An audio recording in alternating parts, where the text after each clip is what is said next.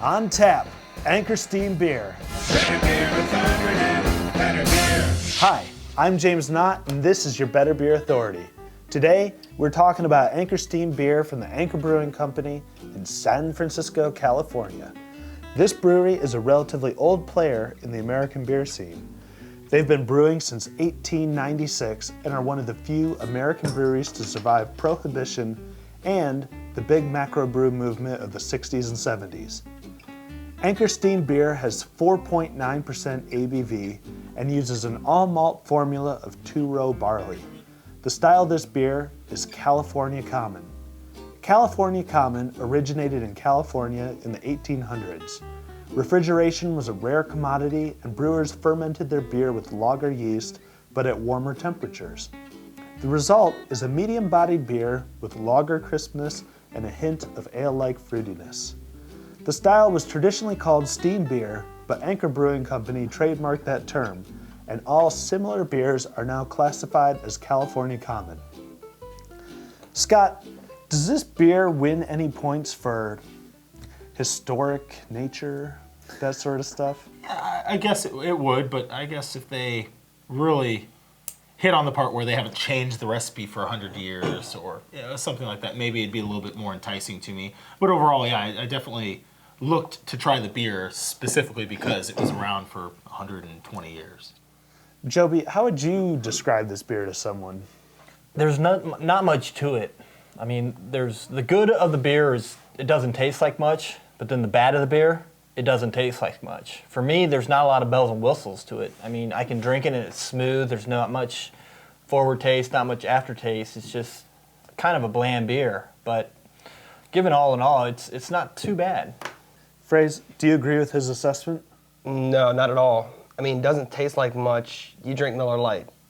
That to me, I mean, doesn't taste like much. You have this, and you say this doesn't taste like much. I mean, I guess it's different taste buds, but Well, I'm just saying we've done a lot of beers on the show already, and for the most beers that we had, they're not like Miller Lite or Bud Light or Coors Light. You know, they have like the really hoppy beers or, the really malty beers. This one, for me, it's just kind of bland. I mean, I understand where you're coming from that, it's a good beer and all, but to me, for me, it's just, personally, it's bland. I think it's a beer that is for a sophisticated beer drinker who can appreciate a good tasting beer, and that's why I can't believe you would say that it doesn't taste like much. I think it's very crisp. It's got a refreshing taste. There's a slight citrus taste. You get a sense of a hint of some of the malts in it, with a little bit of grainy taste to it, and the aftertaste just leaves you coming back, wanting more. In my eyes. Scott, how would you evaluate this? Try this beer. It actually, for a malty beer, I guess it's an all-malt beer. For one of those type of beers, it actually has a good flavor to it. It kind of has that little kind of copper-esque taste that IPAs have, but at the same time, it really, as Joby kind of alluded to as well, it doesn't have a whole lot there, so I think that might attract some beer drinkers to it. I mean, it's just, I like it. It's a decent beer. I'd give it a 7. Okay, is this a session beer for you?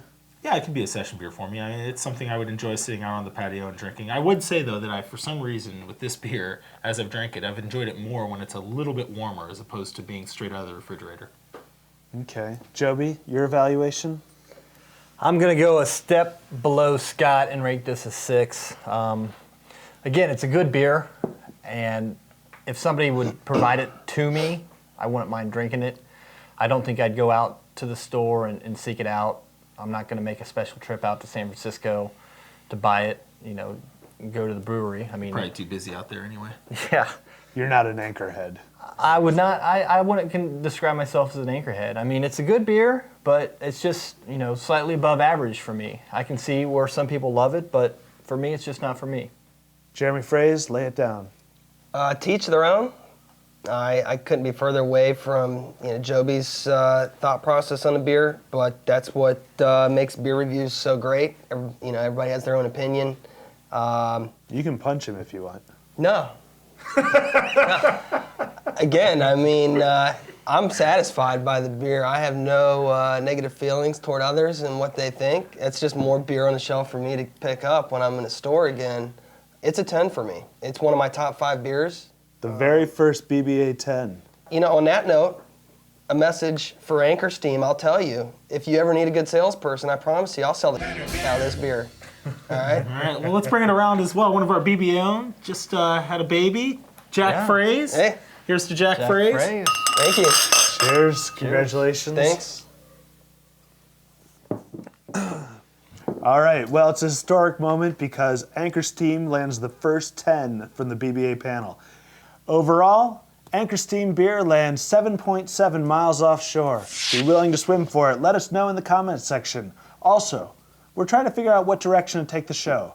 In general, would you rather we talk about rare beers, regional beers, classic styles, popular beers for beer lovers, macrobrews, or some mix of all of the above? Your opinion counts, so leave that in the comments section too. Thanks for watching. I'm James Knott, and this is your Better Beer Authority.